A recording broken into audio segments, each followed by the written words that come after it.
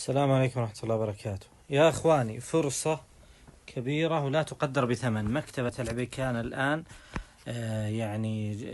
عرضوا جميع الكتب مجانا في التطبيق لمدة 3 أشهر. شوف التطبيق اللي على اليسار هذا اللي هو سيمانور، إذا ضغطت عليه تروح المشتريات، أضف إلى المتجر، بعدين تروح مثلا العبيكان، جيد، ثم تروح مثلا المكتبة الكاملة مثلا.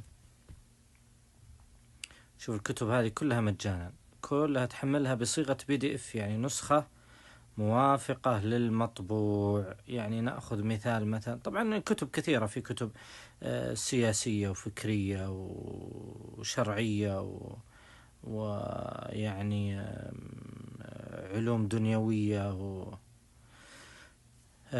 مثال، يعني مثال نأخذ الكتاب هذا مثلا رسائل في أدب الحوار، تضغط على التحميل.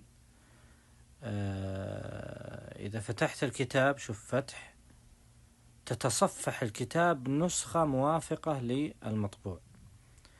ترى هذا شيء نادر، يعني أنه يتوفر، وممكن أظن أنك تستطيع تحميل الكتاب عندك في تطبيق آي بوك أو غيره. الله يوفقنا وإياكم يا حي يا قيوم لما يحب ويرضى. السلام عليكم.